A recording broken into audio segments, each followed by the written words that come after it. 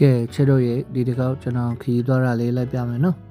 ခီးသွားတာတော့အမေရိကန်ပါပဲဗျအမှတော့ Pacific သမုဒ္ဒရာနဲ့အနီးဆက်ဆုံးမြို့တစ်မြို့ဖြစ်တဲ့အတွက်အဲ့ဒီမှာဆူရှီအရသာလဲလက်လက်ဆက်ဆက်နဲ့ကောင်းကောင်းစားရပါတယ်ဗျကျွန်တော်ကြိုက်ဆုံးကတော့ဆူရှီထဲမှာတော့avocado sushi ကြိုက်တယ်နောက် dynamite roll လို့ခေါ်တဲ့ပဇွန်နဲ့လုပ်ထားတဲ့ဟာပေါ့နော်ဒါအချိုလေးနဲ့ဆိုကျွန်တော်ကြိုက်ပါတယ်ဗျနောက်တစ်ခုကကြတော့ sashimi ထဲမှာကြတော့ salmon sashimi ကြိုက်တယ်နောက် tuna လည်းကျွန်တော်ကြိုက်ပါတယ်ဗျ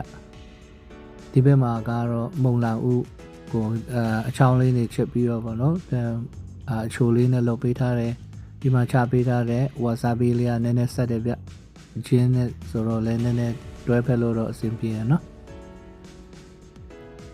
စားရတောက်ရတာလည်းအများကြီးနဲ့ဆိုတော့ဝါဝလေးလေးကိုကြိုက်တာလေးကိုစားရတာပေါ့နော်မီဆိုဆူပါလည်း share ပါပဲဗျဒီဘက်မှာကျတော့ upscale နဲ့လောက်ထားတဲ့အတွက်ကိုစိတ်ချက်ကိုစပွဲရနဲ့ order มาလို့ရတယ်နော်ကဲစားပြီးတောက်ပြီးဆိုရင်တော့